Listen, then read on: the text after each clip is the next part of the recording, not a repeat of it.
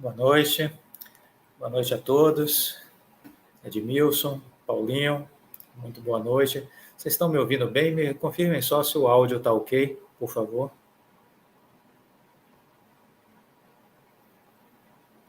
Edmilson de Palmas, Tocantins. Está chegando bem o som para vocês? Paulinho, ok? Joia. Muito bom. Sejam bem-vindos. Edmilson, ok.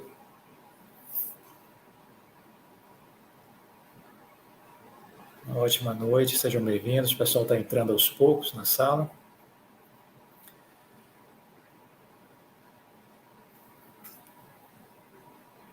Muito bem. Sejam bem-vindos, vocês todos que estão entrando na sala agora. Nós estamos dando continuidade àquela nossa iniciativa, né, nosso projeto Ações que Transformam, que são um conjunto de lives, né, que a gente tem feito aí já desde do final do ano passado, né? Joaquim, boa noite. Luciano, boa noite, tudo bom? Legal o áudio, joia, muito bem, obrigado. Então, desde o ano passado a gente começou a fazer essas lives no final do ano. Então, tivemos aí uma live com o Marcelo Pedreira, falando sobre tecnologia. Ele tinha ido no Web Summit lá em Portugal, falou sobre hubs de inovação, de tecnologia. Depois disso, nós tivemos com o Marcelino Lima, falando sobre saúde e empreendedorismo. Esse ano, a gente começou o ano com o Márcio Portocarreiro, falando sobre agronegócio, né? Márcio Portocarreiro, que é da Associação Brasileira de Produtores de Algodão. Depois tivemos a Alceli Barroso, né, da IBM. A Alceli nos falou lá do Canadá, né, e falou bastante ali sobre a questão do futuro do trabalho, né, o futuro do trabalho, os desafios das novas profissões, né. Na sequência, a gente conversou com o Marcos Costa, que foi CEO da Alstom, da General Electric Transportes. Tivemos com o Reinaldo Polito, falando sobre o poder da comunicação. Polito, que é escritor, né, vários livros publicados sobre falar em público, sobre a oratória. Na sequência, a gente teve o Marcos Braga, que foi presidente da HSM, lá em São Paulo, falou sobre inteligência emocional. E mais recentemente a gente teve com o nosso amigo, médico cirurgião Rodrigo Fernandes, lá de São Paulo. O Rodrigo tinha estado lá na Expo Dubai, né? Fez uma cirurgia ao vivo lá na Endo Dubai, ele que é especialista nessa parte aí de endometriose, né? E fez essa cirurgia lá ao vivo para diversos países e esteve aqui conosco nessa volta, falando sobre tecnologia, sobre medicina, falando sobre a carreira profissional dele, falando sobre investimentos, né? Ele é investidor de Oi também, então falamos sobre a Oi, sobre fibra ótica, sobre 5G. Ele é apaixonado por essa área de tecnologia e isso tem tudo a ver com a medicina, tem a ver com telemedicina, tem a ver com robótica na medicina. Enfim, a tecnologia vai ter um amplo uso, né, nessa área da medicina. E aí, depois disso, nós ficamos nos organizando para identificar quem seria o nosso convidado. A gente vem conversando com algumas pessoas, sempre aí, pessoas que eu tive relacionamento profissional ou que eu venho conhecendo ao longo desse tempo, e temos algumas pessoas já aí, vamos dizer assim, praticamente fechados para as próximas lives, mas eis que uma história me chamou a atenção na semana passada, e eu disse, poxa, essa história eu preciso trazer aqui para o canal para compartilhar com os inscritos, porque é uma história verídica e eu diria que motivacional. Porque a gente, quando olha a educação brasileira, eu sou consultor de empresas, sou administrador, já fiz projetos nessa área educacional, e quando a gente olha a educação brasileira, sobretudo a escola pública, né, a educação pública, pelo menos para mim, é sempre um desapontamento. Eu sempre vejo um grau de precariedade na escola pública muito grande. E essa semana mesmo me chegou uma matéria que ilustra muito bem isso. Vou começar falando um pouquinho sobre essa matéria e depois eu já vou introduzir as nossas convidadas. uma matéria que saiu sobre São Paulo. Então, quando a gente pensa em São Paulo, a gente, poxa, o maior estado do país, a maior cidade do Brasil, centro financeiro, coração do desenvolvimento, uma das cidades mais importantes da América Latina. Então, quando a gente pensa em São Paulo, pensa em coisa boa, pensa em coisa grande, né?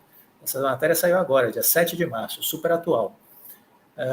96% dos alunos da rede estadual de São Paulo concluíram o ensino médio sem saber resolver uma equação de primeiro grau. Isso é um negócio vergonhoso. Isso é uma coisa, é uma aberração um negócio desse. Você ouvir dizer que 96%, estamos falando de quase a totalidade dos alunos de São Paulo, do estado de São Paulo, que concluíram o ensino médio no ano passado, eles não sabiam resolver uma equação de primeiro grau. Isso é uma coisa grave, isso é uma coisa... Eu sou meio radical, eu acho que isso devia dar cadeia para os governantes. Eles deveriam ser presos. Dos alunos que concluíram o ensino médio da rede estadual em 2021, 96,6% saíram da escola sem ter aprendido como resolver uma equação de primeiro grau ou interpretar dados estatísticos. Esses dados foram consolidados a partir de uma pesquisa feita pelo Sistema de Avaliação de Rendimento Escolar do Estado de São Paulo, e mostram que quase todos os concluintes não tiveram a oportunidade de aprender a fazer uma equação de primeiro grau. Os dados representam uma piora no rendimento escolar em todos os níveis de ensino do Estado, e as duas áreas avaliadas, língua portuguesa e matemática, também. O maior percentual de alunos com defasagem foi verificado no terceiro ano do ensino médio.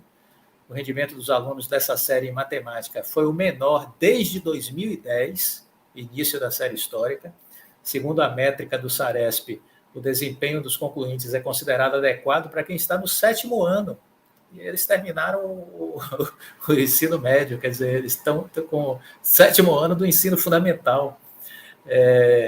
Ou seja, eles saíram da escola com uma defasagem em idade séria, né, de quase 6 anos de aprendizado, quase 6 anos de defasagem.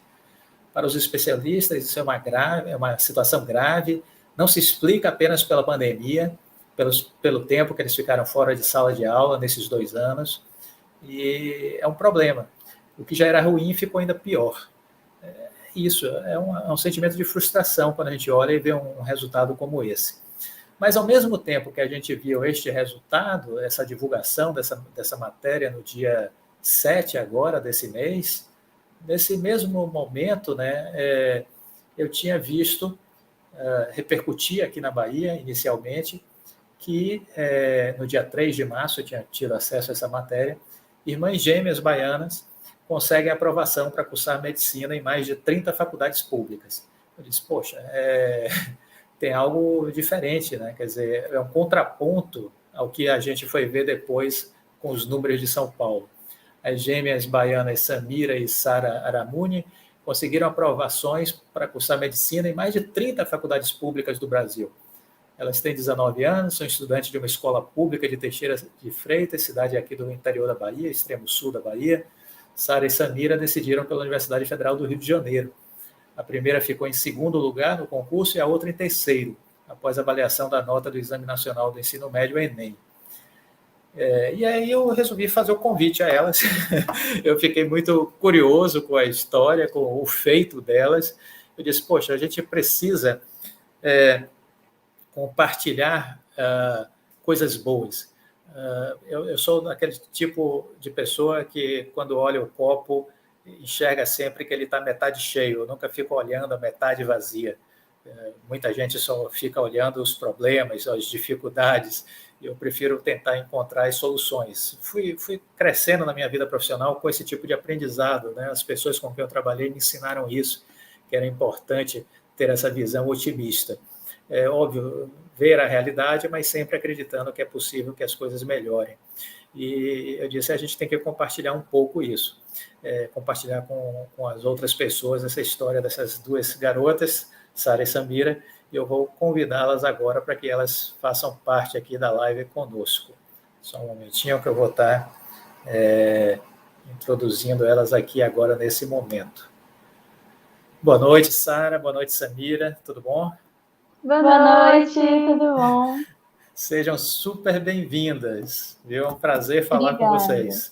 Muito obrigada, igualmente. Obrigada pela oportunidade. E tomara que a gente possa falar algo que agregue a todo mundo, né? Que eu estava até falando com Samira, que depois de todas as pessoas que vieram aqui, dá até vergonha a gente vir, né? Não, muito pelo contrário. Vocês são duas jovens, os jovens a gente renova a esperança no futuro com a juventude, e vocês têm já, com 19 anos, uma bela história de sucesso. E o que nos interessa aqui são histórias de sucesso. Deixa eu dar uma boa noite aqui para a Matene, que está na Califórnia. Saudações para você. Paulinho, Rio Grande do Sul. Luciano. Um prazer vocês todos aqui. Muito bem, vamos conversar essa conversa, Sara, Samira. Me contem um pouquinho sobre vocês. Vamos iniciar por onde vocês estão. Teixeira de Freitas, né? Extremo sul da Bahia. Fala um pouquinho sobre a cidade que vocês moram, a família, as amizades, a vida de vocês antes do que vocês fizeram. Então, primeiro, eu sou a Samira e ela é a Sara. Só para diferenciar. Sim. E assim, a gente nasceu, na verdade, ainda no Nuque, Minas Gerais, que vive aqui pertinho. Mas a gente vive a maior parte da nossa vida aqui mesmo. Nós viemos para cá antes de 1 ano de idade. E assim, a gente sempre mudou muito de escola, então conhecemos muitas pessoas. Mudamos muito, muito mesmo. 8 vezes. E isso... Então, tipo assim, só que nós nunca fomos de ter muitos amigos. Sempre fomos de um grupo menor de amigos. Nossa família é bem grande. No momento a gente está com 10 pessoas, né? Contando o esposo da minha irmã, a esposa do meu irmão, que já são mais velhos do que a gente, já estão formados. Tem os nossos namorados. Então, nossa família sempre foi muito grande. E nossa infância, nós tivemos uma infância bem, bem tranquila. Nós sempre brincávamos, éramos crianças mesmo, que hoje a gente vê muita criança com muitas tarefas. É incrível, faz curso disso, curso daquilo, e o reforço. Sim. Exatamente. E não tem tempo nem para ser criança. A gente tá até falando isso uma vez, que às vezes eu acho que hoje os pais colocam essa pressão de vestibular, achando que esse ano vai passar mais rápido. Sendo que eu, com 12 anos, nem estudava para vestibular, não sabia nem o que era Enem. Então, acho que as pessoas estão perdendo muito o tempo das coisas. Aí, quando chega a fase que você deveria se preocupar com o vestibular, você está esgotado. Já tem crise de ansiedade, já entrou em um quadro realmente depressivo. Muitas pessoas acabam entrando pela pressão que tem de passar. Então, assim, acho que o que foi muito diferencial na nossa vida foi a gente viver cada fase. Quando era para ser criança, a gente foi criança. E quando foi para a gente se dedicar para o vestibular, nós nos dedicamos. Muito legal isso, porque de fato a gente percebe, sobretudo nas grandes cidades, a gente vê isso de forma muito visível. As crianças, elas vão para toda hora, é uma atividade, né? É o dia todo cheio de atividade. Acho que um pouco para compensar a ausência dos pais, aí enchem elas de atividades. Isso é verdade. Quem já chega em casa cansado só vai dormir, não precisa nem dar atenção. Né? Eu acho que a ideia é essa, viu? Cansar os filhos para quando os pais chegam em casa não terem mais trabalho. Mas isso joga uma pressão, né? Uma ansiedade também, um estresse. Bacana vocês trazerem isso, né? Porque eu acho que às vezes passa muita cobrança desde cedo para os meninos, para as meninas, e isso gera assim um estresse, uma ansiedade, às vezes de forma prematura. E como vocês falou, Samira, a importância de você ter o tempo também de ser criança. Eu acho que isso é muito bacana, né, para a nossa evolução. Muito bem. E você, Sara, como é que você fala aí um pouquinho da sua experiência, desse momento seu de criança e de vida familiar? Como é que foi isso? Então, e fala um pouquinho também como é a vida em Teixeira de Freitas. Porque assim, nos últimos 2 anos a gente teve muita vida, não. A nossa vida não vai estudar. Mas eu acho que como a gente sempre cresceu muito assim, muito junto, estudava na mesma escola, na mesma sala, nossos círculos de amizade sempre foram muito parecidos. Tipo, se ela estava fazendo uma coisa, muito provavelmente eu estava também. Essa diferenciação veio mais assim com os 17, 18 anos, que foi realmente assim, ela fazendo amizade com as pessoas, eu com outras, só que ainda assim nossas amigas mais próximas ainda são as mesmas. E essa parte da infância também, só reiterando o que ela falou, eu também acho extremamente importante, porque hoje a gente está recebendo mensagem de muitos pais, e assim falando, minha filha quer fazer medicina. Aí eu pergunto, quantos ela tem? Ela 12. Eu falo, meu Deus, minha filha é uma criança. Calma. E assim, apesar de ser uma cidade razoavelmente grande, com seus perigos, claro, nós sempre conseguimos viver muito bem, sabe? Brincamos na rua também, sempre com supervisão. Então foi uma vida muito tranquila também. Não é a cidade mais segura do mundo, assim, mas não é nada que impeça a gente de sair de casa. É só saber por onde passar. Hoje a Teixeira de Freitas tem quantos habitantes? Não sei. A gente até pesquisou esses dias, não foi? Eu esqueci. A gente chegou a pesquisar esses dias. Mas vocês falaram também que trocaram muito de escola, né? Por que houve essa troca de escola com tanta frequência? O que foi que houve assim? Então, algumas foi falta de adaptação.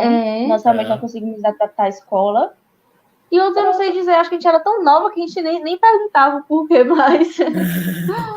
E pra gente era tão normal também já, mas é muito legal, eu gostei de ter estudado assim, em muitas escolas. A gente, como você me falou, a gente não era de ter muita amizade, só que hoje a gente, quando a gente parar para pensar, a gente conhece muita gente. Isso é muito, muito legal. Sim, acabou fazendo bastante relacionamentos, né? Isso. E me diz uma coisa, como é uma escola no interior da Bahia, né? Como é que vocês enxergam a educação numa cidade do interior da Bahia? Então, discrepante. Porque aqui tem escolas particulares que são absurdamente boas, que preparam aluno para qualquer vestibular que ele quiser fazer. Assim como tem escolas públicas que não preparam aluno nem para sair da escola, como foi na matéria, né? Aquelas no terceiro ano que tinham nível de 7º ano. Sim. É basicamente a mesma coisa, não sabem coisas básicas. Então é muito discrepante. Aqui é mesmo. E o problema é que muitas vezes os professores que dão aula na rede privada são os mesmos da rede pública. Inclusive, a gente descobriu que uma professora nossa, que dava aula na nossa escola, que também dava aula numa rede privada. E ela era excelente na rede privada, só que pra gente, a gente não via toda essa excelência. Então, isso parte muitas vezes até de alguns professores. Da mesma forma como tem outros que dão aula nos dois tipos de instituição e são excelentes nas duas, que realmente gostam do que fazem, né? E o que vocês acham que explica isso, né? O professor na escola particular está mais engajado, motivado, só a questão do salário, ou o ambiente da escola também não ajuda? O que é? Então, na escola particular tem o detalhe de que pode ser demitido, que muitas vezes na escola pública é concurso, então dá aquela estabilidade de, eu sou concursado, então tá ótimo, ninguém me tira daqui. Agora também, muitas vezes, parece que é como se o professor pensasse assim, não, já não sabe, então eu não vou ensinar. Como se aceitasse o fato de os alunos, muitas vezes, não terem uma perspectiva de melhora, porque é isso que acontece. Eu lembro que uma vez algum professor assim perguntou quem ia fazer Enem, assim. Isso a gente no segundo ano do ensino médio. Normalmente, a escola particular já começa a fazer o Enem, como treineiro e tudo. 7 de uma turma de 30 alunos, eu, Samira e mais 5 levantamos a mão que íamos fazer o Enem. Então, eu acho que isso reflete muitas vezes, assim, às vezes o professor, como pode dizer, ele se conforma com isso. Tá. E o jovem numa cidade assim, como é que o jovem como é que ele enxerga esse futuro, como é que ele está enxergando o presente? É aquela conformidade realmente de não ter uma perspectiva, vai se acomodando? Como é que são os seus colegas, as pessoas que vocês conhecem? Então, eu acho que existem 2 cenários. Antes da pandemia e um depois da pandemia. Tá. Assim, depois acabou que realmente muita gente conformou, tá só vivendo mesmo e vendo onde a vida vai dar. Exatamente, acho que a pandemia dificultou a vida de muitas pessoas, igual muitas pessoas tiveram que trabalhar 2 turnos, então reduziu ainda mais o tempo de estudo, igual a gente já teve caso de uma pessoa na nossa escola que acabou tendo um problema familiar, então realmente não teve opção, teve que trabalhar em todos os turnos, e acaba que a pessoa muitas vezes perde mais a perspectiva, porque pensa, poxa, eu já estudo numa instituição pública, que já tem várias deficiências. Apesar de ter muitos professores bons, tem muitas deficiências. E ainda junta com isso, ainda junta com a pandemia, que a gente não teve aula. Então, assim, muitos que até tinham uma certa perspectiva, mesmo estando em escola pública, queria buscar por fora, queria tentar, veio a pandemia, ficamos sem aula, simplesmente falaram, não vou mais tentar, acomodou a ficar sem estudar, sabe? Não conseguiu buscar por fora. Uns por falta de interesse, mas com certeza outros por essa questão que Sara falou, trabalhar 2 turnos, algumas pessoas tiveram filhos, então, assim, mudou muito o cenário para essas pessoas. Agora, eu também acho que muitas pessoas, apesar de ter essa perspectiva, mesmo em escola particular ou pública, eu acho que a pandemia, muitas pessoas não souberam lidar com essa falta de relacionamento. Porque tem pessoas que precisam do ambiente da sala de aula, precisam dessas interações. Sim. Então, lidar com o estudo, de você sentar, estudar, não poder virar para o lado e conversar com alguém, não poder ter aquele horário de intervalo, eu acho que isso também colocou muita pressão em muitas pessoas. Muitas pessoas tiveram essa dificuldade de falta de interações sociais mesmo. Uhum. Muito bem, aí vocês já trouxeram N coisas aí interessantes, né? Realmente a pandemia foi um problema, né? E que mostrou também um despreparo, né, do nosso sistema educacional para lidar com uma coisa como essa, né? Porque a gente não teve condições, pelo menos a rede pública não conseguiu dar essa resposta, de oferecer uma alternativa de ensino à distância, né? Do uso da tecnologia na educação. Pouquíssimas escolas tiveram essa capacidade de fazer isso, e o que acabou aprofundando esse distanciamento, essa desmotivação, né? Porque muita gente teve o processo educacional interrompido, né? Durante o período mais grave da pandemia. E aí tem esse outro componente, ainda aqueles que ficaram em casa solitariamente tentando estudar, e passa a ter também problemas, vamos dizer assim, emocionais, problemas psicológicos, né, do ponto de vista de lidar com a solidão, de não estar mais interagindo com os colegas. Bacana essa reflexão, porque no caso das escolas particulares, muitas, né, pelo menos nas grandes cidades, ofereceram condições das pessoas ficarem em casa com a internet e tendo aula. Mas se perdeu essas interações, né? Se perdeu esse coletivo, o aprender coletivamente, né? E eu acho que eu não tinha parado para pensar nessa questão que vocês trouxeram agora dos problemas da solidão, né? Do aprender sozinho, porque a gente é uma espécie de animal, vamos dizer assim, que a gente aprende em grupo muitas vezes, né? Existe muito essa coisa do aprender em grupo. E a gente ficou meio tolhido disso aí, né? Eu também acho. E não só a questão do aprendizado, mas também do compartilhamento. Você está na sala de aula, você fala, nossa, achei esse assunto difícil, com o colega que está do lado. Nossa, eu também. Você vê, eu não estou sozinho. E você em casa não teve esse parâmetro. A gente estava totalmente sozinho, não tinha assim com quem compartilhar. Exatamente. Então, eu acho que só ter aula não foi... Por mais que as pessoas tivessem aula, igual comentou que realmente muitas escolas forneceram essa estrutura, mas é muito diferente você estar aí só o professor falando ininterruptamente, falando, e o professor não para conversar com o aluno. Não tem aquele momento ali que nem a gente falou, de realmente ter um relacionamento, de às vezes você falar, nossa, eu não entendi isso aqui, você entendeu? E você explicar para outra pessoa. E também uma questão que a pandemia trouxe muito, que a gente viu, foi o esgotamento do próprio professor. Porque ele ficou muito mais sobrecarregado e ficou muito mais sozinho, assim como os alunos. Tanto tem professores que falam, nossa, mas eu sinto que eu falo sozinha na aula, ninguém liga a câmera, ninguém participa. Então, acho que todo mundo foi afetado, todo mundo, com certeza. Não sei se vocês assistiram aquele filme do Will Smith, A Procura da Felicidade. É um triste com o filho dele, que tem um menininho? Isso, que ele dorme na estação de ônibus, do metrô e tudo mais. Então, aquele filme foi inspirado numa história real. O nome daquela pessoa que o Will Smith viveu aquele papel, o nome dele é Chris Gardner. Depois dá uma procurada no Google que vocês vão ver um pouco sobre a história dele. Chris Gardner. E ele realmente teve uma vida daquele jeito ali.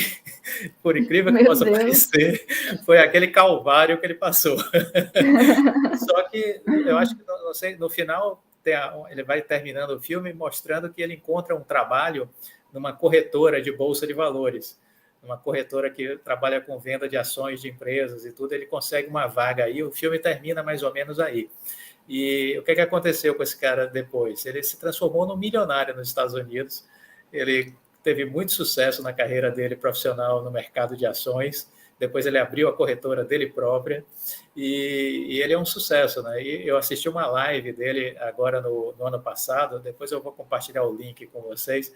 Eu assisti uma live dele que estava traduzida para o português também, tá fácil de acompanhar, e ele estava falando sobre a pandemia, e ele disse, olha, a pandemia foi uma grande tempestade, Todo mundo foi atingido, ninguém conseguiu fugir dessa tempestade, todo mundo foi atingido.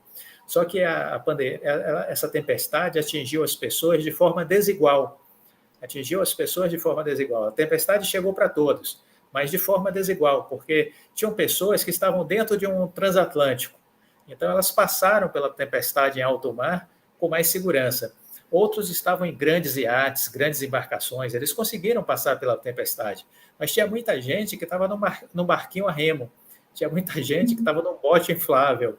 Então, teve muita gente que não sobreviveu a essa pandemia, não por conta da doença, mas por conta de toda a tragédia que veio com a doença, que foi do empobrecimento, das dificuldades socioeconômicas, né? Então, foi bem bacana essa reflexão que ele fez, porque foi exatamente isso a pandemia, né? Ela reforçou mais a pobreza, a miséria, a desigualdade, né? Ela aprofundou ainda mais a desigualdade. Se tem algo ainda mais drástico na pandemia do Covid, é exatamente isso. A gente estava até falando disso, que o ensino público e privado sempre foram diferentes. Sim. Só que a pandemia, ela não apenas reforçou isso, como também trouxe de uma forma muito mais escancarada, né? Exatamente. Muito bem. E me fale uma coisa, olhando um pouco para essa questão educacional, vamos tentar evoluir um pouquinho isso. Se vocês fossem mudar a escola, que vocês vivenciaram, essa escola pública, né? Por onde vocês começariam? O que é que vocês fariam se vocês fossem secretária de educação do município? Meu Deus! Muito difícil. O que seria mais importante? Então, dentro da escola pública tem muitos professores muito bem preparados que, infelizmente, não têm um material. Não falo só de livro, fala de material tecnológico também. Então, eu acho que isso ajudaria muito. Porque, assim, computador, às vezes, na escola pública tem, mas que funciona, aí já é outro assunto.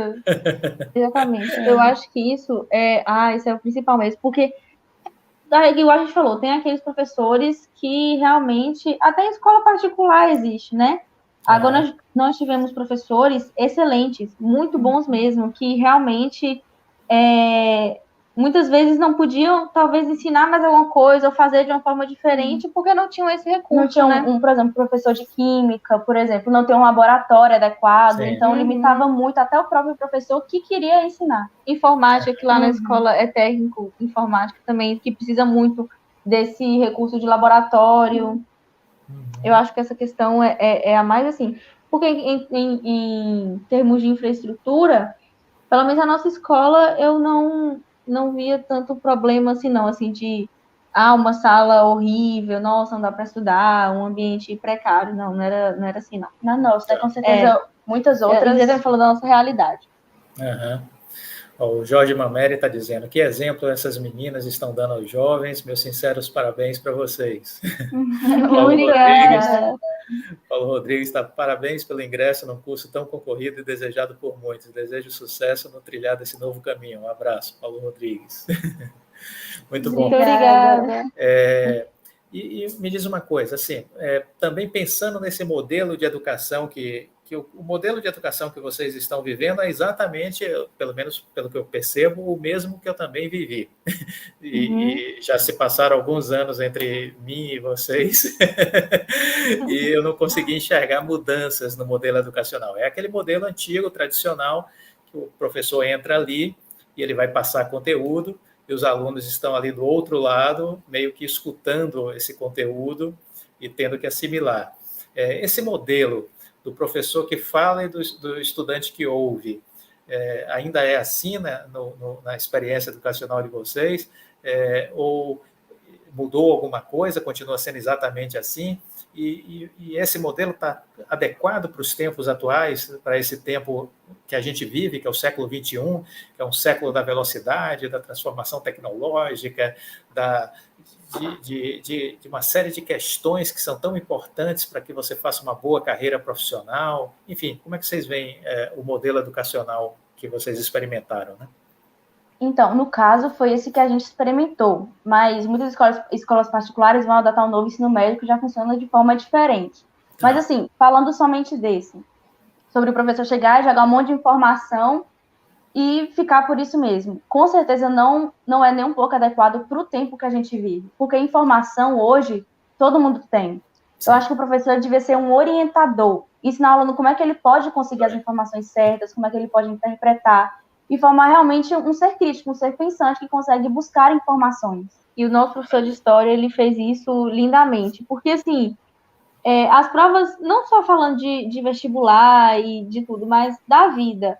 Não é só você ter informação, mas é como você processa essa informação, como você interpreta.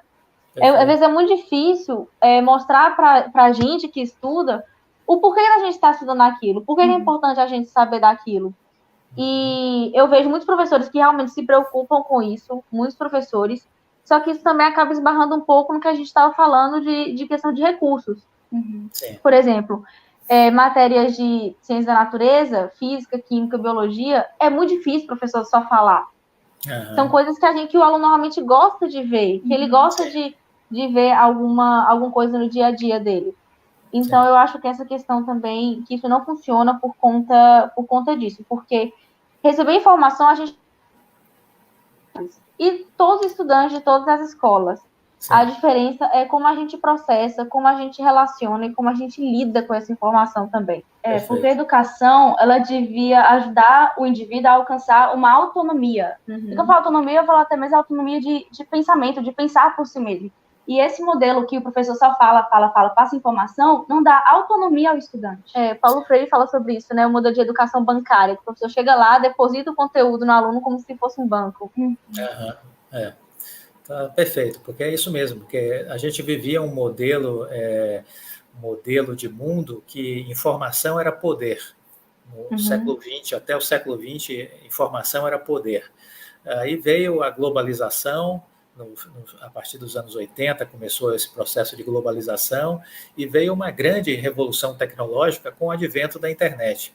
Então, isso mudou o mundo e, consequentemente, fez o que você acabou de dizer, a informação está disponível, porque todo mundo coloca informação nessa rede mundial dos computadores, que é a internet. Então, as informações estão aí, estão acessíveis. O que a pessoa precisa é de visão crítica, a pessoa precisa de autonomia, para saber onde buscar as informações de forma adequada e o que fazer com as informações. Então, essa foi uma grande transformação do mundo. Informação deixou de ser poder, porque ela é acessível, e aí o que é que nos diferencia hoje? É a capacidade que cada um tem de acessar a informação necessária para transformar ela em resultado no menor tempo possível e no menor custo possível. Então, é isso que nos diferencia, é a capacidade de transformar aquela informação o mais rapidamente possível em um resultado concreto. E aí é que a grande maioria tem dificuldade, porque tem tanta informação na internet que a pessoa fica tonta, né? E aí eu acho que é o papel da escola de tentar despertar essa autonomia que vocês falaram aí, né? De despertar esse senso crítico, né? E falando já da internet, a internet hoje é uma grande, vamos dizer assim, alavanca para o conhecimento, ou as pessoas acabam desperdiçando muito tempo nas redes sociais, em coisas que não vão gerar uma transformação real para elas? Então, nós somos as últimas pessoas do mundo a falar que a internet é ruim, porque nós estudamos 100% online, então a internet é ótima. Inclusive, um sociólogo, não sei se eu falo o nome dele certo, Manuel Castells, se escreve Castells. E ele falou sobre essa questão da tecnologia, que a tecnologia, quando ela é atrelada a uma orientação, quando o indivíduo aprende a usá-la, ela pode sim ser completamente útil, inclusive os estudantes têm que ser incentivados a usá-la, porque a gente tem muito aquela coisa ainda de, na sala é proibido o celular, por exemplo. Não discordo disso, porque eu entendo que muita gente não sabe usar, atrapalharia a aula. Mas em vez de proibir, por que não ensinar como usar? Por que não trazer essa tecnologia para a sala de aula? Para ensinar aquele estudante a usá-la?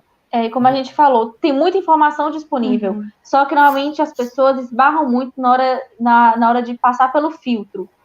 Tem muita informação, mas não é tudo que você vai usar. E redes sociais não são uma coisa de tudo ruim, só que você também não vai usar o tempo todo. Então, eu acho que a internet é, sim, uma grande aliada do conhecimento, grande aliada, mas precisa dessa orientação. E também, isso muitas vezes tem que partir da pessoa, porque a gente estudava pela internet. Não era fácil a gente, assim, poder, a qualquer momento, acessar uma rede social e a gente não acessar. Pelo celular ainda, então a gente recebia notificação das coisas. É isso que eu falei, a gente estudava pelo celular, então, assim, chegava notificação, você tem que se controlar para não abrir. Então, é uma coisa que também tem que, da mesma forma como muitas vezes falta esse direcionamento externo, também falta esse controle interno. Perfeito. Agora, vamos avançar um pouquinho no tempo e vamos falar um pouquinho sobre como é que vocês chegaram a essa conclusão que queriam fazer medicina. A gente estava conversando um pouco antes da gente abrir a live, de que eu acho que é uma pressão que jogam sobre os ombros dos jovens, né, muito cedo. A gente faz vestibular entre 17 e 19 anos, a gente está fazendo vestibular, e como assim decidir o nosso futuro tão rapidamente assim, né? Quer fazer pro resto da vida. Como escolher a profissão do resto da vida, aos 17, 18, 19 anos. Como foi lidar com isso? Se sentiram pressionadas? Como chegaram à medicina? Fala aí um pouquinho. Então, primeiro, hoje eu não vejo muito isso de escolher o que quer fazer pro resto da vida. Né? Muitas pessoas mudam ao longo do caminho, às vezes entram na faculdade, vê que não é aquilo. Então, acho que a gente precisa muito desmistificar isso, sabe? De você tem que decidir nessa idade o que você vai fazer pro resto da sua vida. Eu acho que isso tiraria 90% da pressão sobre a gente. E, assim, a gente já falava de fazer medicina, né? Quando éramos crianças. Sim. Só que chegou no segundo ano do ensino médio, a gente pensou, não, se a gente realmente quiser isso, a gente tem que começar a estudar desde já, né? Porque se a gente for deixar para estudar depois do terceiro ano, aí a gente vai estudar, vai ficar mais muito tempo, sendo que a gente pode começar antes, né? E aí, no segundo ano do ensino médio, foi quando a gente realmente começou a pensar se realmente queríamos isso. Cada uma de uma forma. Eu acho que o único ponto de convergência nessa caminhada de decisão foi que nós duas buscamos grade curricular do curso de medicina, vídeos de pessoas que cursam medicina e vídeos de pessoas que atuam na área, porque é muito importante você ver, sim, as matérias que você gosta e os pontos positivos, mas é muito importante você ver os pontos negativos, porque você tem que saber se você quer mesmo lidar com eles, né? Porque os pontos positivos é muito bom a gente lidar, mas você olha, às vezes, para as dificuldades, você pensa, não, eu vou passar por isso na medicina, quando eu estiver na faculdade, quando eu estiver trabalhando. Será que é isso que eu quero para a minha vida? Será que eu vou conseguir lidar com isso? Então, nisso, a gente fez toda essa análise. E também porque eu queria uma profissão que eu pudesse ajudar as pessoas, porque é muito amplo. Ajudar as pessoas, todas as profissões ajudam as pessoas. Sim. Então, eu pensei, não, eu quero ajudar de que gostaria de ajudar as pessoas em momentos de vulnerabilidade. Que é o que a medicina faz. Você pega a pessoa no estado mais, não necessariamente terminal, mas no estado vulnerável. Ela está doente, ela está preocupada, muitas vezes é uma mãe preocupada com o filho. Então, eu acho que nesse momento é importante que a gente tenha profissionais e que nós sejamos um profissional que saiba lidar com a dor de outra pessoa. Então, isso me fez muito pela medicina. E outra motivação também, que acredito até que é em comum de nós duas, vem porque a medicina hoje, a escolha do curso também está muito ligada a status. Então, muitas pessoas escolhem medicina não porque querem ajudar ninguém, mas porque fazer medicina nossa, faz medicina, nossa, passou em medicina. Ou porque tem condição de pagar uma faculdade. Não que isso seja errado, sabe? A questão da faculdade particular, que ainda tem muita essa rixa entre pública ou faculdade privada. Mas é mais essa questão de falar de fazer faculdade de medicina, de falar que pode pagar uma faculdade de medicina. E então os profissionais que se formam realmente não têm empatia nenhuma por ninguém, só fez por status, só fez para dizer que é médico e que fez medicina, a melhor faculdade que tem. Então nossa intenção é ser um diferencial, porque eu acho que a medicina está saturada de médicos ruins. Ok. E aí, quando vocês chegaram a essa conclusão da medicina, como é que vocês começaram a se organizar para tentar enfrentar um vestibular que é o mais concorrido do Brasil, né? O curso mais concorrido do Brasil é a medicina. Como é que foi se organizar para encarar essa dura realidade? Então, no segundo ano do ensino médio, foi quando a gente decidiu, a gente resolveu fazer um cursinho gratuito oferecido pela própria universidade aqui, da nossa cidade, e nós fizemos por uns 6 meses, não chegou a ser um ano todão. Então, nós estudamos de uma forma mais leve, digamos assim, porque tinha escola, e o cursinho era à noite. No terceiro ano, com a pandemia, nós tivemos, acho que umas 2 semanas de aula, e depois já parou tudo. Então, ficamos totalmente sem aula. Foi aí que começamos a nos dedicar com muito mais foco no Enem. Nós assinamos o cursinho online. E nisso a gente foi construindo a nossa rotina. Não tem como explicar tudo, porque a rotina realmente é uma construção. Então, uma hora a gente dava de um jeito, depois via, não, esse jeito não estava muito legal. E já mudava. No final do ano, a gente já estava estudando às 10 horas por dia. Claro que começando menos, estudávamos menos durante a semana também. Mas no final a gente conseguiu essa carga horária. E daí nós fizemos nosso primeiro Enem, que foi o Enem 2020, que aconteceu em janeiro de 2021. E não fomos aprovados. Daí, quando você não é aprovado, eu acho que a primeira coisa que vem na cabeça é desistir. Falar, não, vou tentar uma coisa mais fácil. Mas e a segunda, depois que você pensa melhor, é pensar, mas o que eu fiz errado? O que eu preciso mudar?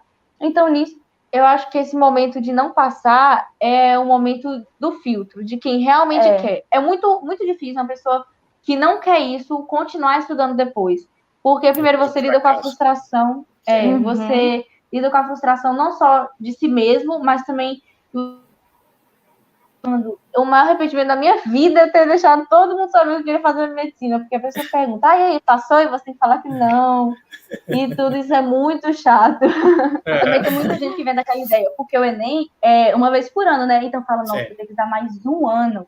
Então muita gente acaba desistindo, mas a gente pensou assim que a gente realmente queria.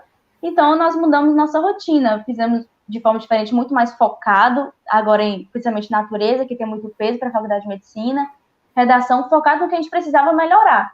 Então, foi um ano muito melhor direcionado, porque nós tivemos esse filtro, nós fizemos uma prova do Enem, nós vimos as áreas que a gente precisava melhorar. Foi um ano muito mais de aperfeiçoamento do que de aprendizado pra gente. De aprendizado, assim, de conteúdo. E aí, nós fizemos o Enem em 2021 mesmo, novembro de 2021, que foi quando nós fomos aprovadas. Muito bom.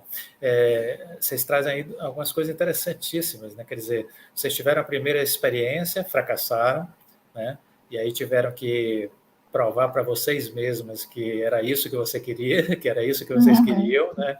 De vencer o fracasso, superar. E, ao mesmo tempo, vocês tentaram replanejar, vamos dizer assim, a rotina de estudos, reprogramar tudo, verificar onde vocês tiveram mais dificuldades e aí focar em desenvolver isso. Eu fiz um pouco parecido com vocês quando eu fiz também. Na época, não tinha Enem, então era vestibular mesmo, na faculdade, e eu perdi o primeiro vestibular e 6 meses depois eu fiz o segundo. E aí consegui ser aprovado. Mas foi exatamente isso. O primeiro me ensinou o que é que eu precisava aperfeiçoar para melhorar para a segunda tentativa. Aí, na segunda tentativa, eu me saí muito bem. Mas é exatamente essa lição. E isso vale para a vida, viu? O que vocês fizeram para o curso agora, para o Enem, vale para a vida. Sempre a gente vai ter momentos que a gente vai fracassar. Então, é importante a gente fazer uma análise do que aconteceu e replanejar em função disso, né? Olha, o que é que eu preciso fazer diferente para da próxima vez dar certo? Exatamente isso que vocês fizeram. E o problema que a gente vê em muita gente é que tem gente que tem medo de errar, que tem medo de pegar uma prova. Quando a gente está estudando, é essencial fazer questões da prova que a gente está estudando, né? E a primeira prova do Enem que eu fiz aqui em casa foi assim, um fracasso mesmo, um tempo horrível, muito tempo por questão.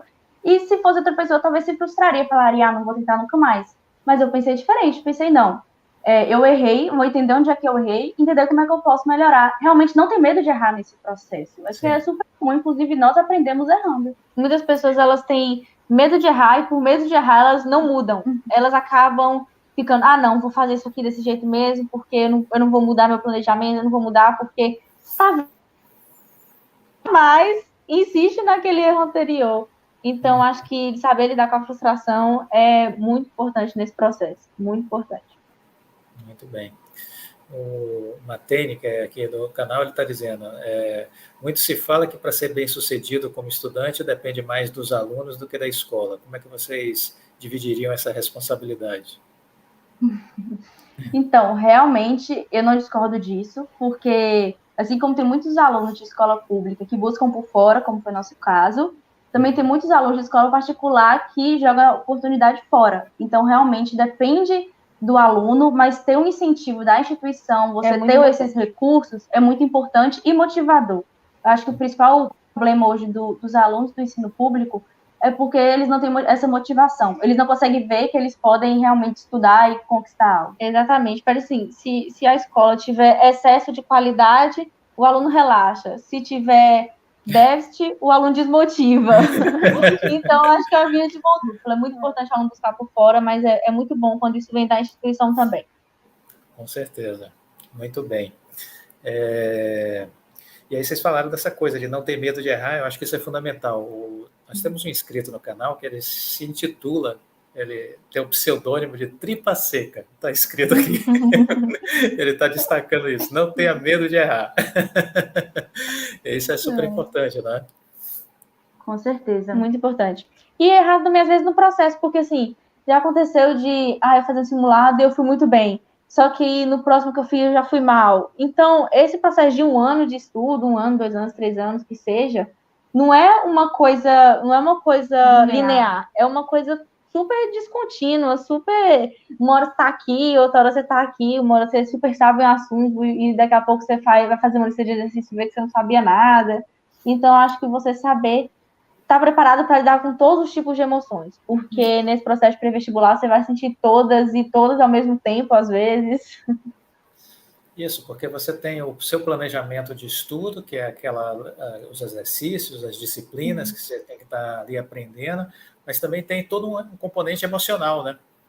De dúvidas, de inseguranças, de estar vivenciando ainda um momento difícil da humanidade, que ainda estamos com essa crise da Covid, né? Quer dizer, vocês vivenciaram um pouco disso também nessa trajetória. E o que é importante falar é que tem gente que começa a sentir essas emoções, tanto ansiedade, tanto medo, e realmente desiste, desmotiva.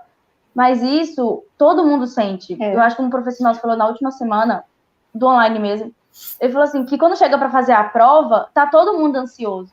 O seu diferencial vai estar em quanto tempo você consegue se recompor, porque ninguém vai te dar um tempo a mais porque você tá ansioso. Não, dá um tempinho, deixa eu dar.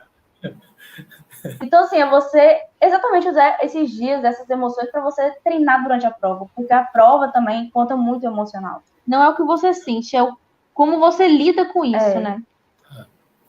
Muito bem, aí chegou o dia da prova. Como é que foi? Vamos um pouquinho antes, as 48 horas antes da prova, ou do dia D. Se eu pudesse 48 horas antes, eu iria. A gente é o tipo de pessoa que vai mesmo com muita antecedência para a sala de prova, não só por medo de não achar o lugar, porque é muito simples, as pessoas lá super direcionam você. Então, pelo menos você sentar e ter certeza de, não, cheguei no lugar, nada mais pode dar errado, eu só vou esperar. E eu acho que sabe disso também no dia quando você acorda, é muito estranho, porque você sabe que é a prova, só que você sente, gente, meu Deus, você não consegue identificar que você está realmente vivendo o dia da prova, que você vai lá chegar e fazer as questões de assunto que você estudou o ano todo, e você fala, meu Deus, será que eu vou lembrar de tudo? E eu, depois do primeiro dia, eu falei, não acredito que eu estudei. Gente, eu estudei o ano todo e eu vou despejar tudo hoje que eu estudei. Meu Deus, na hora tudo parece tão pequeno. Isso, parece tudo muito pequeno, ao mesmo tempo muito grande. E aí, pronto, chegou lá na sala de aula, na sala do exame, como é que é essa emoção, como é que lida com toda essa tensão, essa descarga de adrenalina? Então, uma coisa que é muito importante para você fazer para se preparar para qualquer prova é fazer essa prova antes. Não só para conhecer, mas porque nós temos muito medo do que é desconhecido. Então, você chegar lá e já ter visto, tudo bem que são questões novas, mas você já ter visto aquela prova na sua frente, te ajuda a se recompor muito mais fácil. Então, como nós fizemos muitas provas antes, não chega aquela emoção de, meu Deus, uma coisa muito nova.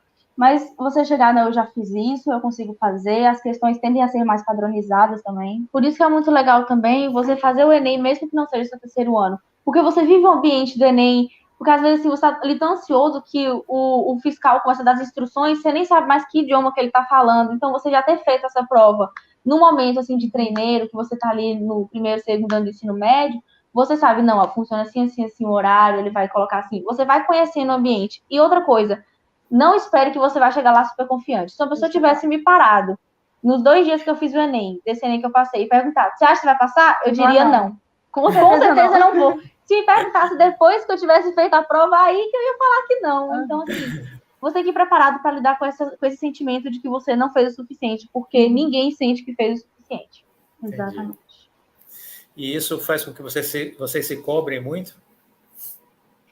Sim, mas eu acho que eu aprendi a lidar muito melhor com isso, assim, de entender que eu não sei tudo sobre todos os assuntos, que eu vou ter assunto que eu vou ter dificuldade, que eu acho que eu tinha muito uma coisa de medir, meu Deus, eu preciso acertar todas as questões, e você não precisa acertar todas as questões. Ou então uma coisa que a gente tem muito também, quando a gente está estudando, é ter que chegar lá sabendo tudo. E muitos assuntos que eu não sabia, eu realmente tentei aprender sozinha e não consegui. E falei, quer saber, desisto. Se cair uma questão dessa, eu pulo. Mas era, claro, um assunto ou outro.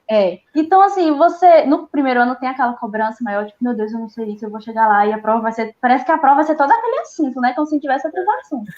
Então, assim, o que você realmente não sabe, tentou muito. Eu tentava um dia todo o mesmo assunto, não consegui, beleza, descarto esse assunto e tento ser muito boa em outro. Chegou uma hora que chegava, assim, um assunto que eu realmente... Não era que eu simplesmente não sabia, eu tinha tentado de tudo e não fazia sentido na minha mente. Eu comecei a pular as aulas, sei lá, aula de tal coisa, nem assistia. Porque ia ser um tempo que eu ia poder estar investindo em aperfeiçoar alguma coisa, em estudar um assunto que eu tinha dificuldade, que eu podia melhorar, e eu ia lá ficar batendo naquela tecla, dando murro em ponta de faca. Mas isso aí tem que ter um pouquinho de discernimento. Porque, claro, ele falou 6 assuntos, mas você não vai desistir de todos. Só descarta tudo, né? Esse que a gente desistiu foi tipo assim, eu estudei em 2020, estudei em 2021. Eu vi a aula, eu fazia exercício, só que na minha mente não fazia sentido. Aí sim, depois chegou no extremo, que eu via que eu tinha estado 2 anos, eu não tinha entendido, eu falei, não, isso não é dificuldade não, isso aqui tem algum bloqueio na minha mente para esse assunto. E aí eu eu focava no que eu podia melhorar, assuntos que eu tinha dificuldade, mas que eu podia aperfeiçoar. Assim como a gente viu os assuntos que a gente falou, que eu estudei em 2020, por exemplo, e fui estudar de novo em 2021, eu falei, meu Deus, não entendi nada desse assunto, mas vou estudar de novo, e consegui, porque a questão é você ir além do seu limite, além do que você consegue, tentar o seu máximo em todos os assuntos. E você vê que quando chegar no dia da prova, vai ser um ou outro que você realmente não conseguiu, que é super normal. Perfeito. Isso, perfeito. 2 coisas importantes, a questão da persistência, né, de não desistir de primeira, né, e isso faz todo sentido para tudo na vida, você ter persistência, você ter capacidade de determinação mesmo, né, e outro lado, às vezes, ter essa consciência de que você não vai saber tudo. Quando eu comecei a trabalhar, né, nos primeiros empregos que eu tive, um grande empresário chegou para mim e disse, olha, vamos focar nas suas forças, naquilo que você tem potencial para crescer. E quanto às suas fraquezas, bom, vamos minimizá-las ao máximo possível. Vamos olhar as forças. São elas que nos interessam. Então, é isso, né? Às vezes você chega e percebe que ali tem uma deficiência, uma fraqueza, que você... ao invés de você ficar perdendo muito tempo com aquilo, você passa a olhar as forças e potencializar essas forças, porque isso vai fazer muito mais sentido no decorrer da viagem que a gente vai fazer na nossa profissão. Né? E assim, também a gente vai vendo que um assunto que a gente achava difícil era difícil para todo mundo. Então, assim, realmente não tem essa cobrança de eu tenho que saber tudo, vou chegar no dia da prova, vou ter feito tudo. Não, você vai chegar, vai pensar, nossa, eu devia ter estudado isso. Nossa, eu podia ter usado aquele tempo para fazer outra coisa. Então, assim, isso vai ser super normal, mas não se deixar abalar. Você fez o que você pôde, do jeito que você pôde. Perfeito. Muito bem. E aí, vamos lá. Questão de alimentação no dia da prova, questão de sono, como é que vocês lidaram com isso? O que é que vocês recomendam? O sono tem que estar, assim... dormir o dia antes da prova. É muito importante. Às vezes as pessoas falam, não, vou acordar mais cedo, vou estudar. Meu filho, que você não aprendeu em 1 ano de estudo, você não vai aprender em 2 horas da prova. Então, eu chegava assim, o que eu sei, o que eu não sei não é agora que eu vou aprender. Então, assim, eu dormia muito no dia, assim, tanto que no primeiro dia de prova, eu lembro que eu acordei assim, era umas 8 horas da manhã, falei, me recuso. voltei a dormir, levantei 10 horas, que é um tempo que dá se você organizar documento e tudo, com antecedência, tudo dá para você dormir. Dormir é muito importante. E a alimentação é muito legal. Você fala, leva uma coisa nutritiva, leva uma coisa que você gosta de comer. Porque a prova já é um saco de fazer, já é uma prova insuportável. Então, leva uma coisa que você gosta, leva um doce que você gosta, para você sentir um mínimo de alegria naquele momento de desespero na sua vida. E sobre a alimentação antes da prova em casa, a gente não consegue falar muito porque a gente não conseguia comer. É tanta ansiedade que fica um bolo aqui na garganta. Então, assim, eu acho que a gente não vai ser a melhor Mas a gente pessoa. comia mesmo assim, não faz sem comer, não. Come nem que seja um pouquinho. Mas é muito difícil falar, come muito, come bem. Se você não consegue, no meu caso, quando como a gente ficou muito ansiosa, a gente não conseguiu comer direito. Então, a gente, assim, fez o possível, mas a gente fez o que a gente pôde no momento. Mas na hora da prova, leva o que gosta de comer. E que não, tipo assim, desde que você seja coerente, né? Não vai levar uma coisa, por exemplo, que tem muito cheiro, isso atrapalha outros candidatos e tudo. Aí já é uma questão de noção da pessoa, né? Mas isso é muito legal. Minha felicidade era o lanche do Enem. Sempre gostei. Ok. E aí, vamos lá. Veio o dia do resultado, como foi a ansiedade para ver se tinha passado, se não tinha, já tinha aquele histórico de ter perdido o ano anterior, de não ter conseguido a aprovação, deu medo de olhar, ficou aquele estresse para olho no olho, como é que foi? Então, como no SISU você pode ficar ali nos dias anteriores vendo nota de corte e tudo, a gente viu que a gente tinha nota de corte para muitas faculdades. Nossa nota estava acima da nota de corte, né? Então, assim, a gente sabia que a gente ia passar em alguma. Só que o negócio é que você só pode escolher duas. Aí você pensa, meu Deus, e se eu escolher essa, e justamente essa, no último dia a nota de corte subir, e a outra que eu não escolhi, a nota de corte dá para mim, eu podia ter passado, mas eu não me inscrevi nela. Então, aquele medo de qual que você vai escolher. Porque você escolhe duas opções e duas. Só que no dia do resultado, era para ter saído 11 horas da noite. Só que aí, minha cunhada, professora, ela mandou mensagem assim, falou, gente, meus... Era às 10, 11 horas da manhã. Umas 11 da manhã. Aí falou, gente, você já viu o resultado? Aí eu falei, não, porque o resultado vai sair 11 horas da noite. Aí ela falou, não, é que os alunos meus já conseguiram ver. Tenta ver. Eu falei, ai, meu Deus, pronto. Aí já comecei a falar, veja ou não vejo, veja. Eu falei, vou ver logo. Fui lá, abri e tinha passado. Eu pensei, na verdade, eu sempre via muitos vídeos assim de pessoas vendo o resultado da aprovação e eu via as pessoas chorando muito, gritando. Eu comecei a tremer que nem um pinche, eu tremia tanto que o meu corpo inteiro tremia, meus batimentos estavam muito acelerados, nossa, foi, assim, eu não chorei, mas eu fiquei muito em choque. Eu fiquei em choque. E você, Samira? Eu não sei, eu acho que na hora tá tudo tão... Vem aquela coisa de todo mundo falando, de tudo assim, que você não consegue sentir como você tá vivendo aquele momento. Você fica muito, parece que você tá voando, assim. Quando você não passa de primeira, parece que você pensa assim, você estuda tanto pra passar, que quando você passa, você não sabe mais o que fazer. Você pensa, meu Deus, passei agora. Tipo assim, eu só me planejei até aqui, a partir daqui eu não sei o que eu faço. Tá. Muito bem. Aí depois vocês também começaram a ver que vocês tinham passado em muito mais faculdades do que vocês imaginariam no primeiro momento, né? E como foi isso, essa descoberta de tantos cursos que vocês tinham condições de aprovação? Então, assim, no primeiro dia do SISU, eu tinha colocado minha nota em 2 universidades lá. E quando eu abri na atualização, eu não tinha passado em nenhuma das duas. Falei, pronto, não passei em mais de... tinha umas 88 faculdades com vaga aberta. Eu não tinha passado em 2, e eu já estava pensando que eu não tinha passado em nenhuma. Eu falei, pronto, não passei em nenhuma, vou ter que dar mais um ano, mas vou olhar só, né? Vou olhar aqui como é que tá as notas. E aí foi quando a gente foi descobrindo que a gente tinha nota para passar em várias. Isso no primeiro dia ainda. Aí eu falei, não, calma. Porque no primeiro dia do SISU do ano passado, no caso do que a gente não passou, no primeiro dia, a gente também tinha passado, né? Em umas 2 faculdades a gente tinha passado.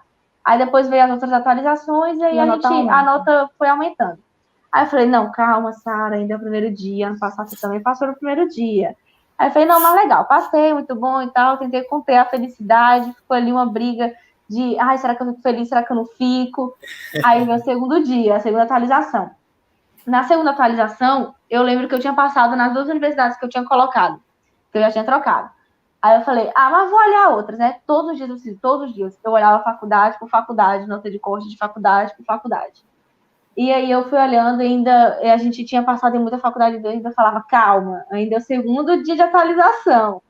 Aí, e assim, acabou que no terceiro dia eu mantive as faculdades que eu tinha colocado antes. Eu falei, então, é essa mesmo. A gente tinha passado em muitas, né? Só que aí tinha que decidir a que as duas tinham passado, que tinha mais, que tinha pelo menos duas vagas. Exatamente, que a gente estava bem acima da nota de corte, igual a que a gente passou na FRJ.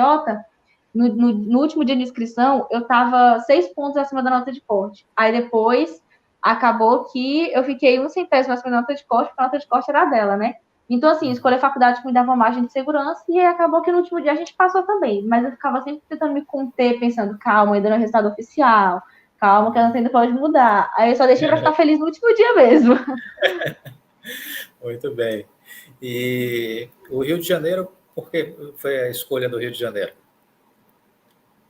Então, a gente passou no Rio de Janeiro capital, mas a gente também passou na UFRJ de Macaé. E a gente optou pela de Macaé. Por uma questão de segurança, até dos meus pais de sentir segurança na cidade, e também por uma questão de proximidade, porque a gente passou em algumas da Bahia, mas mesmo as da Bahia estavam muito mais longe. Muito bem. E me conta uma coisa, nessa caminhada aí, vocês falaram que tinha um plano de aula, plano de estudo de 10 horas, né? Como foi chegar a esse planejamento? Como foi lidar com essa disciplina de cumprir esse plano de 10 horas de estudo? Como é que foi isso? Então, eu lembro que na primeira semana que a gente ficou sem aula na escola, que a gente começou a estudar, a gente só estudava no período da tarde, né? Estava usando só a tarde. E eu lembro que deu quarta-feira à tarde, falei assim, nossa, Sara, tô muito cansada, não quero estudar mais essa semana, não. E ela falou, nossa, eu também não. E daí a gente parou. A gente estudou no resto da semana. Então, assim, eu tô falando isso para entender que a gente não começou estudando 10 horas por dia todos os dias. Então, a gente estudava um turno só e nem estudava todos os dias da semana. Foi uma coisa muito gradativa, tanto que eu não me toquei que eu estava estudando 10 horas por dia. Teve uma vez que a mãe estava conversando com algum tio meu, alguma coisa assim, aí ela falou, não, mas Sara, você me estuda 10 horas por dia. Eu falei, gente, eu estudo 10 horas por dia? Aí quando eu fui contar, eu falei, meu Deus, eu estudo 10 horas por dia. Aí que eu fui me tocar, isso já era no meio do ano. É porque, no caso, a questão de estudar é uma construção. Você tem que fazer isso aos poucos, aumentar a sua carga aos poucos. E quando você vê, você já adaptou seu corpo, que é muito importante, que não é fácil ficar sentado o dia todo estudando. Então você tem que adaptar seu corpo, adaptar sua mente para ficar concentrada muito tempo só naquilo. E aí a gente vai fazendo isso aos poucos, e quando vê, já tá assim numa rotina estável. E da mesma forma como essa adaptação com tantas horas é uma construção, é um hábito que você acaba desenvolvendo, a disciplina é a mesma coisa, igual ela falou. Chegou quarta-feira, a gente não queria mais estudar e não estudou, o que foi ótimo, a gente estava cansada, beleza. Só que depois a gente falou, não, eu não posso toda semana estudar só até quarta-feira. Eu não posso, toda vez que eu sentir sono, qualquer soninho, qualquer preguiça que eu tenho, ir lá e deitar. Então, essa questão da disciplina também vem com o tempo. É uma questão de você saber o que você quer. Porque muita gente tem assim, eu tenho um sonho de não sei o quê. Não só medicina, eu tenho um sonho de fazer alguma coisa. Tá, lindo, muito bonitinho você ter um sonho. Mas enquanto isso não se torna uma decisão sua, você vai ficar ali só no sonho mesmo. Só no, eu quero, e você nunca vai levar isso para a prática. Então, acho que é você decidir, e você decidir por si mesmo, sem fazer porque outra pessoa quer. E a questão também, para construir esse hábito, é você ir sempre um pouco além do seu limite. Não é ir muito, sabe? Você chegar a um ponto de esgotamento que você está lá assistindo aula, mas não está absorvendo nada. Então, assim, saiba seu limite e tenta sempre ir um pouco mais. E depois você vai sempre aumentando. Eu costumo dizer, para quem gosta de esporte, né, tem aquele esporte do salto com vara, né? Você, quando consegue passar por uma altura, você sobe um pouquinho mais o sarrafo, e aí o desafio é passar aquela nova marca. Conseguiu, aí sobe mais o sarrafo. É isso, você vai aumentando aos poucos, né? É exatamente essa dinâmica. Olha, muito bom. E me diz uma coisa, agora passou na faculdade, quais são os sonhos, quais são as expectativas para essa nova fase da vida? Então, todo mundo tá perguntando isso, mas é um pouco difícil responder, porque pra gente ainda não tá acontecendo. Ainda não caiu a ficha que a gente passa, mesmo depois de toda essa repercussão, que chegou uma hora que a gente perdeu o controle já das notícias e tudo, que antes das notícias era assim, não, eu lembro que quando saiu a primeira notícia, que foi lá e falou, não, a gente queria fazer entrevista com vocês. Ah, beleza, só chegou uma hora que não tava mais fazendo entrevista, tava só saindo as notícias, saindo as notícias. E aí tudo começou a ficar muito, muito louco e eu não sabia nem mais o que estava acontecendo. Então, pra gente, eu acho que ainda não caiu a ficha de que a gente vai embora e que a gente vai fazer faculdade. Meu Deus, eu ia fazer faculdade. Vai ser o ano mais diferente de toda a minha vida e eu acho que eu não tenho... É tão diferente que eu não sei nem o que pensar. Eu não sei ainda. Eu acho também que é um pouco difícil pra gente, porque eu não sei, Sara, mas eu não me vejo na idade que eu tenho. Eu não consigo imaginar que eu já sou uma pessoa que já mora sozinha, que já fazer faculdade. Na minha cabeça, eu parei nos 15. Na minha cabeça, eu já parei um pouquinho mais velha. Na minha cabeça, eu tenho ali 16 anos. Porque, não sei, eu não consigo me ver assim. Caramba, eu vou fazer 20 anos, realmente. Eu sou uma pessoa mais velha. Eu posso morar sozinha. Na mente, meu Deus, eu tenho que morar sozinha. Que loucura. Eu acho que todo mundo tá muito triste, assim, muito triste, assim, né? Por essa questão de ir embora. Menos a gente. A gente tá, assim, inerte ainda. E quando é que vocês vão ter que se mudar para o Rio de Janeiro? Provavelmente no início de abril. As aulas vão começar ali entre o dia 11 e o dia 18, a gente não sabe ainda, mas a gente deve ir início de abril. Tá. Muito bem. Concordo. Vocês têm que levar a vida, né, com mais leveza, né? Se eu pudesse dar um conselho para vocês, é esse. Quer dizer, vocês vão iniciar uma nova fase da vida, sem dúvida nenhuma, uma fase importante, é um novo momento, mas vamos viver um dia de cada vez, né? Vamos viver um dia de cada vez, curtindo cada momento, né? Eu vi que vocês tiveram essa fase agora de muita entrevista, de muita repercussão, né? Mas, ao mesmo tempo, vocês têm agora esse momento de curtir a família, né? Esse momento com os amigos, com os colegas, com a cidade, né? E, enfim, agora já meados de abril, mais ou menos, já é outra situação, já é uma outra realidade que vocês vão ter que se deparar, novos desafios, novas perspectivas, e vivendo aos poucos mesmo, vivendo cada dia. Mas, olha, meus parabéns, assim, muito, muito feliz realmente com essa história de vocês. Os jovens precisam de histórias de sucesso. O Brasil, na verdade, né? Porque nós somos um país, eu diria assim, muito maltratado. Nós somos um país que tem muita coisa ruim acontecendo toda hora.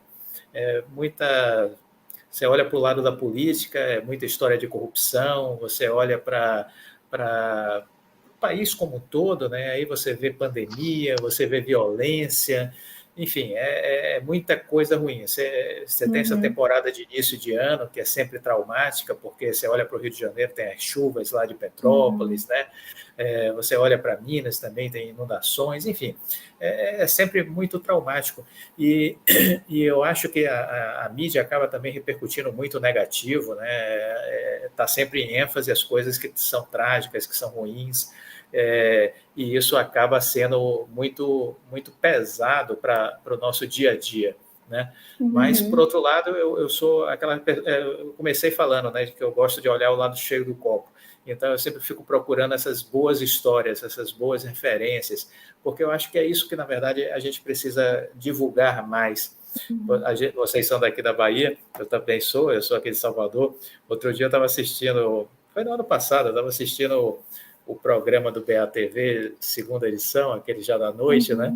E o Sodak, né? Ele tem um quadro que ele sempre fala dos destaques do dia, e é só coisa trágica. Aí eu sigo ele no Instagram, eu mandei uma mensagem para ele: Sodak, não dá para mudar os destaques do dia e ser coisas boas, não? Porque é um acidente de carro, é um assalto, é um tiro, uma bala perdida, é só isso. E são os destaques do dia. A gente que tinha aula de atualidades, o nosso professor sempre chegava na aula falando: gente, eu queria muito trazer uma notícia boa para vocês, mas dessa vez também não vai ser. Então, as aulas de atualidades também, tudo era notícia ruim, então a gente acaba sendo muito cercado por isso, e junto com a pandemia. E é muito bom quando a gente realmente vê alguma notícia boa, né? Quando a gente tem alguma coisa que possa motivar. É isso, as pessoas precisam de boas notícias, né? O mundo precisa de boas notícias e elas existem, acreditem que elas existem, assim como vocês são a prova disso. Uma vez eu conversei com uma advogada americana que eu conheci, ela veio aqui à Bahia, e eu levei ela em alguns locais por conta de um projeto, e ela viajava o mundo inteiro por conta do trabalho que ela fazia, e ela dizia que sempre ia em áreas, em países, em regiões de conflitos armados. E ela me disse assim, olha, Clóvis, o mal existe em todos os lugares. Eu sempre viajei e fui a visitar países em confrontos, em guerras, em guerrilhas, né, com mais coisas muito trágicas. Mas mesmo nesses lugares, eu sempre saí de lá com uma mensagem positiva, com uma coisa boa. Então, o mal existe, mas o bem também existe. E o bem, eu acho que ainda é maioria. Ele ainda se sobressai ao mal. Então, a gente precisa ter esse olhar otimista em relação à vida. E a gente precisa divulgar as coisas boas, porque eu acho que é isso que falta. Divulga-se muitas coisas ruins e não se divulga as coisas boas. Temos que divulgar mais as coisas boas, né? O mundo precisa disso. Muito bom. Que conselhos você daria para jovens terem sucesso no Enem, nos concursos? O que é que vocês diriam para um jovem da idade de vocês? Eu acho que primeiro, paciência. Porque assim, não é isso, eu não falo para desmotivar, mas é muito difícil você passar em coisas concorridas de primeira. Só que quando alguém passa de primeira, muitos cursinhos e tudo, eu não criticando, porque realmente eles têm que conquistar alunos, né? Só que divulga tanto que quando a pessoa não passa de primeira, ela pensa, meu Deus, eu não passei porque eu não sou capaz, eu não passei porque eu não consegui. E não é isso, eu acho que paciência, porque nem tudo vem de primeira, e isso não é ruim. Hoje eu fico muito feliz por ter passado agora com a mentalidade que eu tenho hoje, e também saber lidar com frustração, porque vai acontecer. E não é só a desaprovação que vai ser a primeira decepção. Ao longo dos seus estudos, você vai ver, às vezes, igual eu falei, você faz questões achando que você vai acertar super, você não acerta. Você vai ver uma aula que você vai assistir 3 vezes e vai parecer que está em outro idioma para você. Então, paciência e saber e ter esse controle emocional, saber entender as suas emoções, saber quando você sente ansiedade, se é ansiedade ou se é só um medo, saber lidar com tudo isso, eu acho que é muito, muito importante. E tem uns versículos em Provérbios, eu não vou lembrar agora o capítulo e o versículo exato, mas sei que está no livro de Provérbios, que fala para a gente semear nossa semente de manhã, de tarde, de noite, porque a gente não sabe qual delas vai brotar. Então é isso. E semeando a cada dia, vivendo um dia de cada vez, porque você não sabe quando vai vir esse resultado, mas tendo paciência, com certeza um dia você vai conseguir colher isso. Maravilha. Olha, muito obrigado por essa conversa, por esse bate-papo. Fiquei muito feliz em conhecer vocês e ter trocado essas ideias com vocês. Vou deixar um tempo para vocês se despedirem. Quero agradecer a todos que aqui estiveram.